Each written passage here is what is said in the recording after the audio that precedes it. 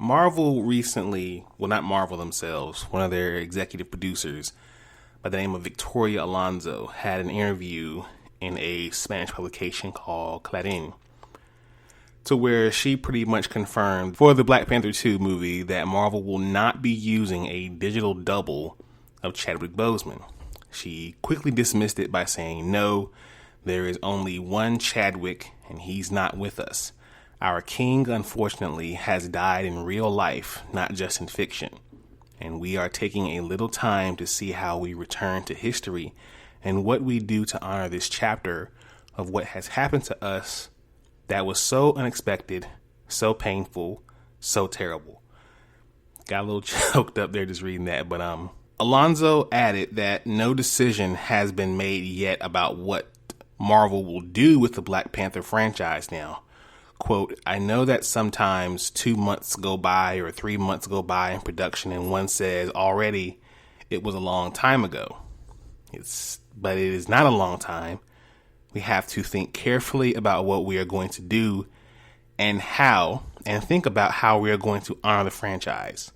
Now, granted, we will say this for as long as we live, probably, until we decide to feel different. But right now, the wound is still pretty fresh, and a lot of us are actively still saying that there is no one that could replace Chadwick Boseman. The man Chadwick, no, absolutely no one could replace that man. That man was probably one of the best men ever to live, you know? He was a great guy, talented, cultured, just dope dude all around. But as far as replacing him as Black Panther, I think it's very possible. As a matter of fact, I have a candidate. His name is Ilan Noel. Ilan Noel, if you all have watched the HBO show Insecure from Issa Rae, Ilan Noel plays Daniel King, the guy who, I wouldn't say he was responsible, but he played a part in breaking up Issa and Lawrence in season 1. He also was in the movie The First Purge as Dimitri. I'm not sure if you all saw that or not. Pretty racist movie, if I say so myself. But Dimitri, he was a drug lord in the movie, but kind of a community guy as well. You know how the dope boys are. They're community dudes, but they sell drugs. Anyway, Ilan Noel handled himself pretty well in that stairwell scene. A lot of the action scenes that he had, and my wife will tell you this is absolutely true. When I watched this movie for the first time, I was like, yo, dude could have been Black Panther. Just the way he handled himself on screen in his action scenes, I was like, yo, he over there breaking up Issa and Lawrence, but he could have been the king of Wakanda. Marvel, if you are listening, you may have your replacement already in Ilan Noel. But as far as the plans for the movie goes, here's how I have it. T'Challa is missing during an intergalactic mission in the wake of Iron Man's sacrifice and Thanos being snapped away. He and a group of other Wakandans embarked on this mission to ensure that none of Thanos' Black Order or his sympathizers were left. Now, you could use this to introduce Kang. Shuri is the Black Panther in the sequel, hands down. In the comics, Bast rejects her from having the strength of the Black Panther from the heart-shaped herb because of her envy of T'Challa. Now, you could flip that in the film story to where she feels she's unworthy because her brother is gone. Now, right there, you're honoring Chadwick. You could then use the next Avengers movie to bring back a recast T'Challa to take back the mantle in time for Black Panther 3. Once again, I have given you the cheat code. You're welcome. Ladies and gentlemen, blurds and nerds, freaks and geeks, live from DYSG Studios, this is Do You Speak Geek, episode 55.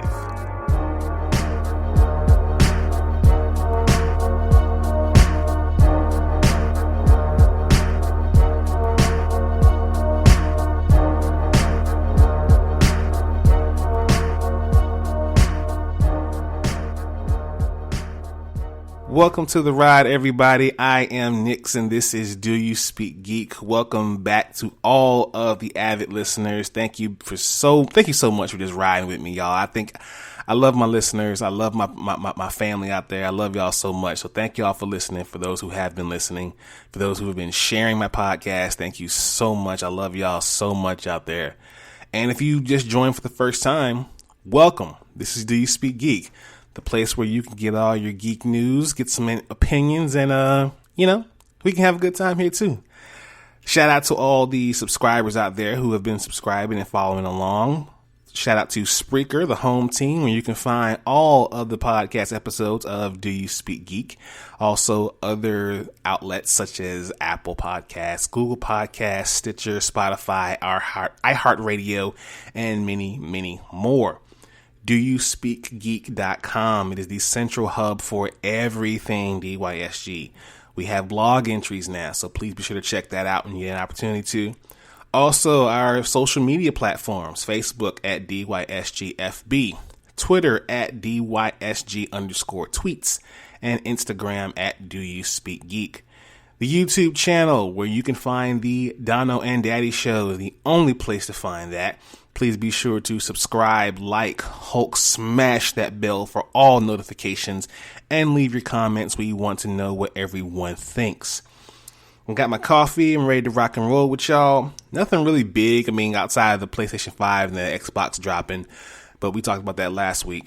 So not really a lot to cover there. So we're going to go ahead and jump into my favorite portion of the show, Source Wall. Man, you come right out of a comic book. Behold the Source Wall. Can you read, my son? Well, that depends. There is nothing wrong with reading a story and looking at the pictures. Enough said, Stan. Let's jump right into the pull list. Pretty heavy pull list this week, I will say. So we got Hellboy and the BPRD, the Seven Wives Club #1. The team behind the Eisner Award-winning one-shot Hellboy Krampenstadt spins a new ghostly yarn. Hellboy comes to the aid of a young girl whose ghost hunt goes wrong, and a visit to an abandoned medical school reveals sinister layers to a grisly, long-ago murder. Stolen cadavers, vengeful spirits, and more abound in this one-shot book. Hellboy creator Mike Mignola returns with fan-favorite artist Adam Hughes for a spirit-fueled scream fest sure to excite old and new fans alike. Be sure to check this one out. Punchline Special #1. Spinning out of the pages of the Joker War comes the first solo book starring the blockbuster new character Punchline.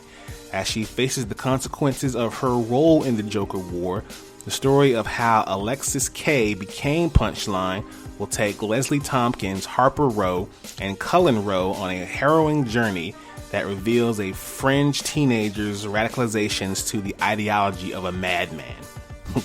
Kind of guess who that madman is. It's a terrifying tale so big it demanded an oversized special issue. I know a lot of people have really gravitated toward Punchline, so if this is a book for you, please be sure to go check that one out. Power Rangers #1.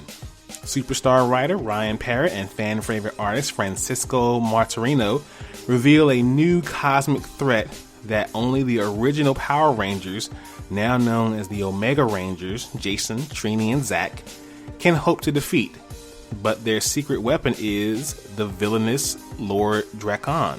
Zordon forbids the Omega Rangers from contacting Drakon, so if they want to save the universe, then they'll have to go rogue and go up against their Mighty Morphin allies. Oh boy. We'll see what happens on that one. Alright, we got Kick-Ass versus Hit Girl #1. Old allies become enemies when Mindy screeches into Albuquerque to kill the imposter who's been running gangs in New Mexico. And as Hit Girl sets out to avenge Dave and stop Kick-Ass's criminal operation for good, Patience fights to survive as the target of the best assassin in the biz, and questions whether she could ever kill a child to save her own life. Well, I know Hit Girl is a kid, but if that kid ever came across me, that kid has to get put down. Of course, I'd probably be killed myself, but That's neither here nor there. Moving on.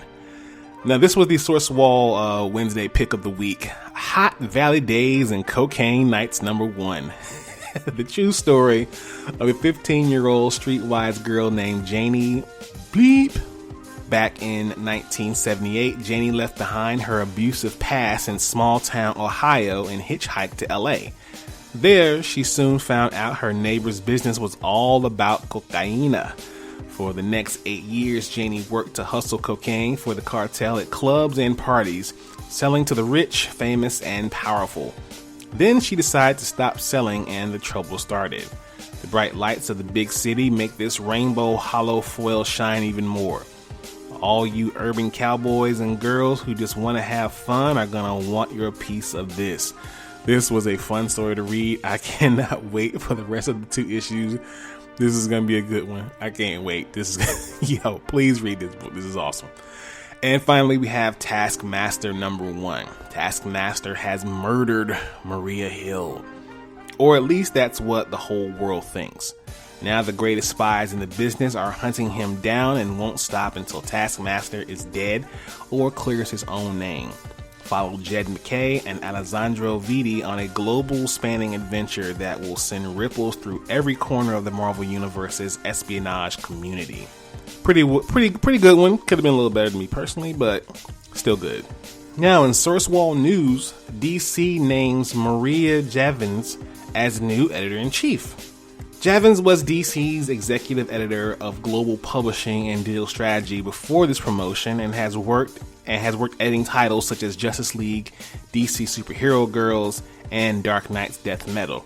In a statement, DC Senior Vice President and General Manager Daniel Cherry III said the following: Marie intrinsically understands the power of comics and their unique ability to entertain and empower, which makes her a perfect choice to be DC's next editor-in-chief.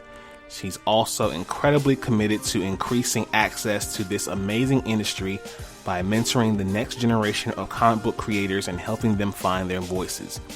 In her new role, Javins will be responsible for developing and overseeing the execution of the company's annual publishing schedule to grow all DC imprints. She'll also lead the strategy for expanding the worldwide consumer reach of DC publishing content and provide editorial and creative directions for DC imprints. Working closely with Cherry and publisher and creative officer Jim Lee, she'll help define positioning, character narratives, and prioritization, create talent selection, and brand attributes for each imprint, and develop publishing plans with lead editors. Sounds like a mouthful. Ms. Javins, if I could just make a request, can we get a book with all 4 of the former Robins? Nightwing, Red Hood, Red Robin, and the current Robin, Damian Wayne. Can we get that book? I don't know. I have a few ideas. Reach out to me at doyouspeakgeek.com. Thank you. Okay. Let's watch this. Watch this, y'all. Thunder. Thunder. Thunder.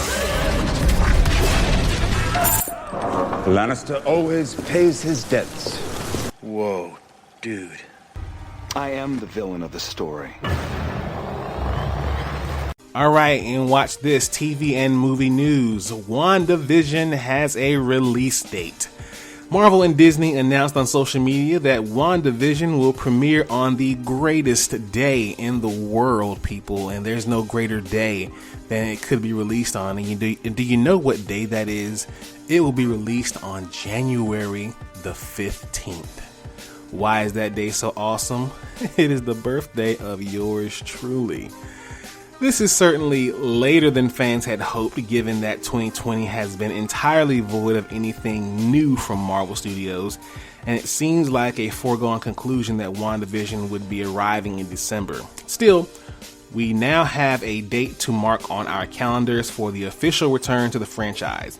The first proper series of shows set in the Marvel Cinematic Universe will reunite Scarlet Witch and the Vision as they navigate a mysterious reality that captures their lives in a conventional format of sitcoms throughout the decades. WandaVision was originally meant to follow up the Falcon and Winter Soldier, but like many other Marvel Studios projects, they were delayed due to the ongoing coronavirus pandemic and the resulting setbacks that continue to affect Hollywood. It's just being released on January 15th. That's all I care about. It's going to be a good birthday. I can't wait to see this show. Kevin Feige even mentioned that it's going to be one big reward fest for all fans who have been following all the MCU movies from beginning to end here. So hopefully we get some things. Hopefully we get some rewards. Umbrella Academy Season 3 has been officially renewed by Netflix. Now, I know a lot of people have saw this and thought like, why would they not renew it? But you know, it's Netflix. You need that confirmation. Officially renewed, the upcoming third season will once again feature 10 new episodes, just as the past two seasons have. The Umbrella Academy Season 3 will see the cast of Season 2 reprise all their roles, including Ellen Page, Tom Hopper, David Castellaneta, Emmy Raver-Lampin, Robert Sheehan, Adrian Gallagher, Justin H. Min, Ritu Ari, and Cole Fiore. Also returning is showrunner Steve Blackman, who will also serve as executive producer. Currently, there is no release window for the upcoming season. While no plot details have been released yet, the comics may point to the introduction of parallel universes and supervillains potentially arriving in Season 3. The way Season 2 ended, can't wait for this one. It's going to be dope. Dwayne Johnson will produce, but not star, in the Scorpion King reboot. Now, Deadline reports that the Universal Pictures will likely get a new actor to play the role given Johnson's busy schedule, but Johnson is passionate enough about the project that there's still a chance he will appear in the movie. The reboot will take place in modern times and will be written by Straight Outta Compton writer Jonathan Herman. The Scorpion King, to me, wasn't that really big of a movie for it even to be remade, let alone to have gotten the many sequels as it got. I mean, I think I think the Scorpion King got about maybe 3-4 sequels, didn't it not? And I don't think it deserved that many. Obviously, The Rock feels very strong about this project, and he may cast himself in it somewhere along the point. But hopefully we see what happens with this one. The Black Lightning spinoff for Painkiller. How about that? Didn't see that coming.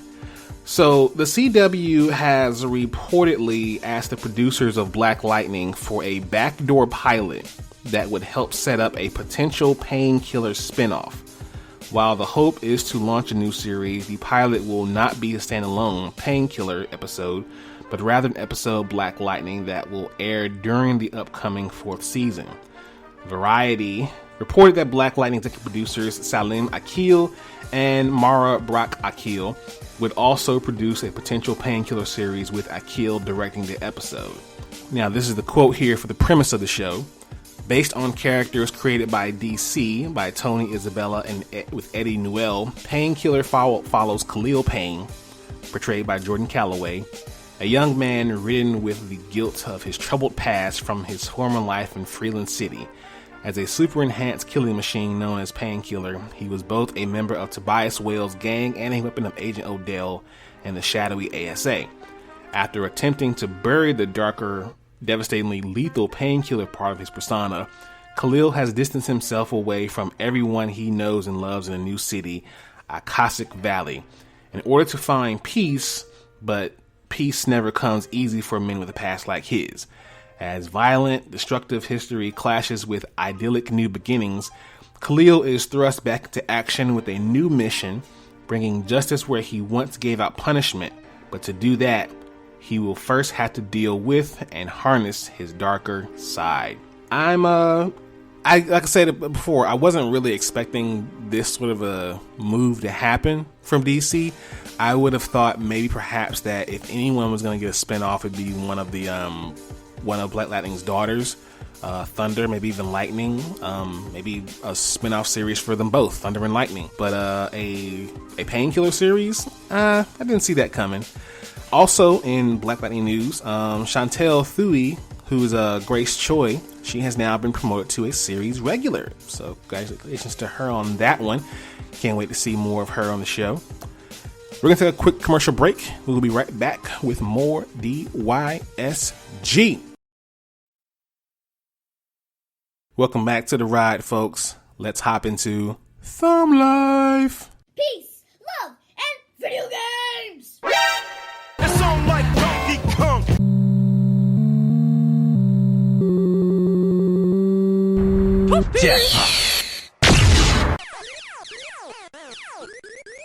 Batman is playing Galaga.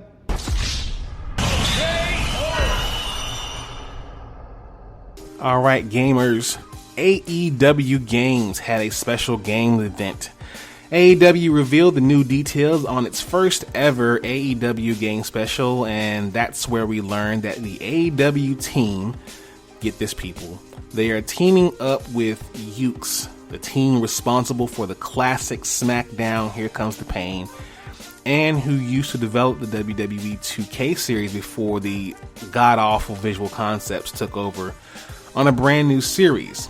A release date and title were not revealed, and the initial footage involving Chris Jericho, Kenny Omega, and Hikaru Shida was shown very, very pre-alpha. It probably isn't even gameplay. It looked like something that was just put together as far as CGI goes to kind of show you what the game is possibly going to look like.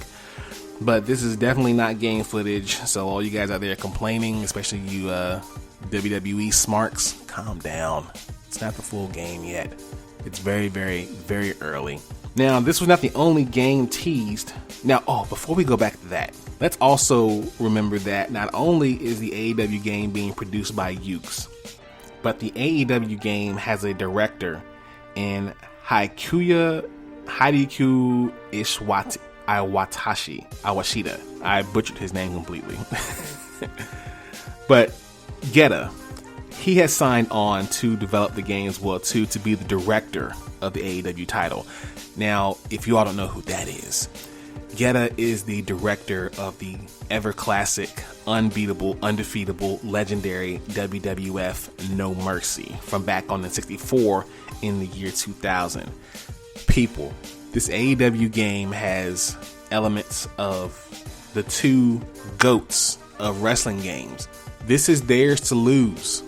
They are completely set up to win here. This game is probably going to be the greatest wrestling game of all time. Again, not the only game teased. Other games included a currently untitled console game developed by GEEK. They also had an AEW Double or Nothing casino game and a mobile game as well too, kind of card style as well. So we'll see how those goes with the AEW General Manager and the AEW Double or Nothing mobile games as well.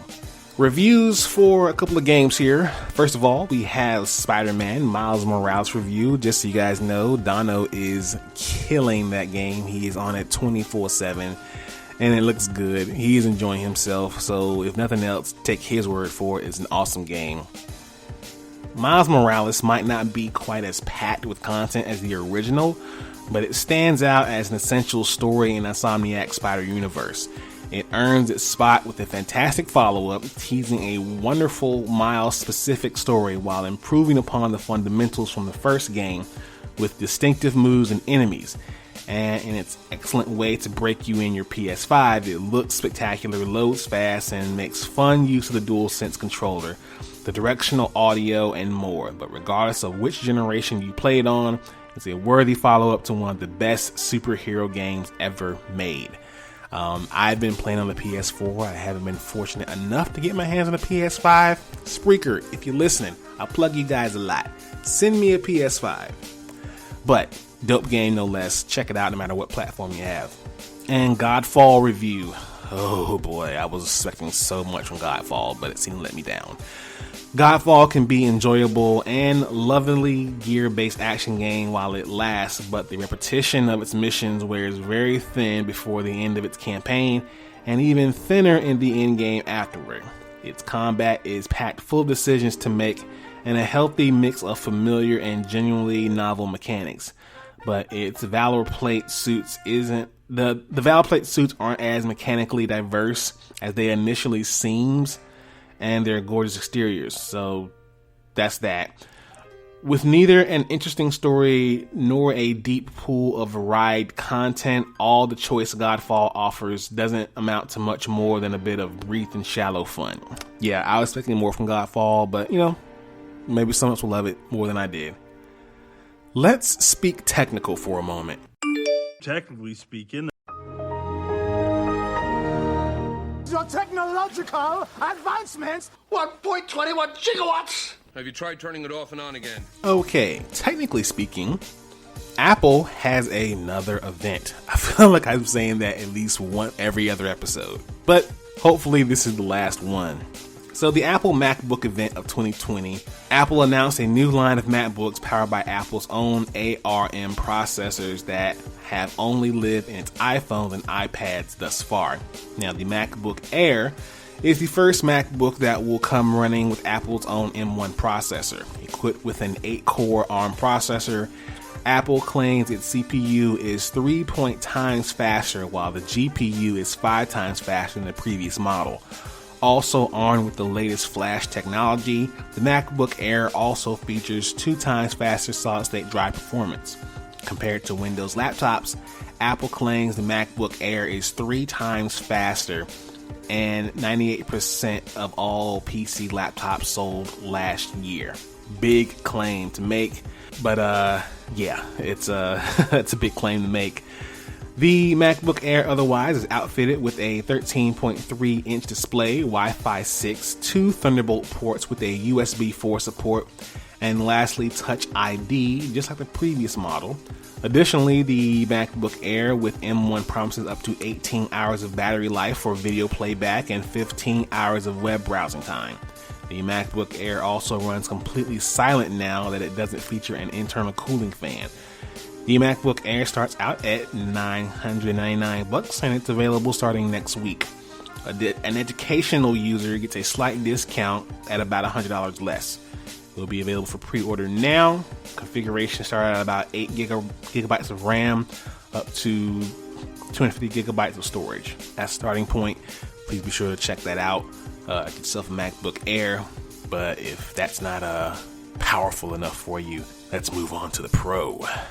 Apple also announced the first M1 powered MacBook Pro. The new Pro model aims to deliver 2.8 times faster GPU and a 2.8 times faster CPU and a 5 times faster GPU. The latter of which will allow the MacBook Pro to drive the Apple Pro Display XDR in its full 6K resolution. With all the added performance, the new MacBook Pro can play back 8K ProRes video in Resolve without dropping a single frame. Apple claims the new MacBook Pro will be 3 times faster than the best-selling Windows laptop in its class. But what's so impressive about the MacBook Pro is that it has 2 fewer Thunderbolts than they support now with USB. Sadly, both these ports are also located on the left side of the notebook, so users won't be able to charge their machines or have peripherals connected from either side. MacBook Pro retails at $1,300, and educational users, of course, pay $100 less. It's available for pre-order now, starting at 8 gigabytes of RAM and 256 gigabyte solid-state drive. While storage is expandable up to 2 terabytes, memory is limited to a disappointing 16 gigabytes. Ugh. More powerful, a lot less features. MacBook Air still looking good. Mac Mini. The M1 processor is also coming for an update to the Mac Mini as well. The new model supposedly has a 3 times faster CPU and a 6 times faster GPU. The graphics on the Mac Mini are so good, users can expect 4 times higher frame per second while playing games like Shadow of the Tomb Raider, and 6 times faster complex timeline renders in Final Cut Pro. As for the Windows desktop to the Mac Mini comparison, Apple claims it can offer a 5 times faster performance than the top-selling PC. A lot of claims here, but we're going to see what's up.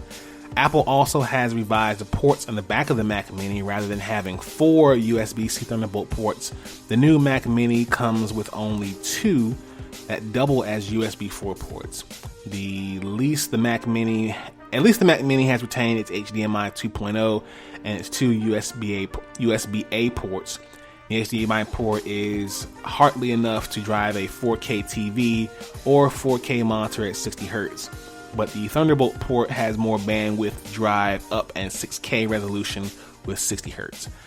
Mac Minis are going to start out at $699, $100 less than the previous quad-core Intel model, and it's available for pre-order now. Starting configurations, of course, 8GB of RAM, 250GB storage. Now, before we get out of here, in other news, Zelina Vega was dropped from WWE. Now, this happened on Friday night, and the company released an official statement saying that we have come to terms to release Zelina Vega. And as always, the classic line, we wish her the best on all her future endeavors. So yeah, she got future endeavored. The move will undoubtedly come as a shock. Vega had become a staple on Monday Night Raw before being moved over to SmackDown. She was the valet or manager for Andrade and Angel Garza. Definitely helped Andrade in NXT manage that guy to a championship. Vega has been a successful streamer on Twitch and even recently started an OnlyFans page for her cosplay costumes. Recently, WWE changed their policy as it relates to talent's ability to profit on third-party platforms like Twitch or Cameo. No longer are talent able to do that without WWE getting a cut of the profits. It also looks like WWE could be launching their own Twitch channel soon, and they want to be in charge of their talent's presence there. WWE's new policy has caused criticism given talent classification as independent contractors rather than employees. Former presidential candidate Andrew Yang has even spoken out on the issue, noting his belief that WWE's classification of their employees is misguided and unfair, and he hopes to be able to help remedy the situation in the upcoming Biden administration. The argument is that if you aren't classifying talent as employees, you shouldn't have this much control over their outside activities. Now, we've been kind of avoiding this topic here on the show, and I'll just say this and then I'll go ahead and get out of here like I always do. I understand both sides of this thing. While Vince is definitely a greedy, old, out of touch man, his contracts are probably airtight.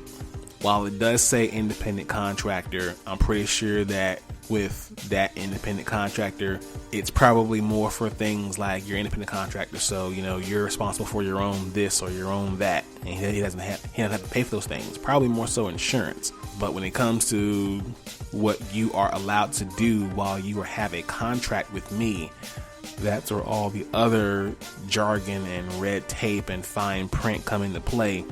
And there's so much that you can't do as a WWE superstar that's ridiculous at this point. Just the things that they can and cannot say on their platforms, just the things that they can and cannot say while on camera. It's like, granted, yeah, you don't want to make the company look bad, but at the same time, you're not a machine. You're an individual. You're a person. You have feelings. You have thoughts. You have ideas.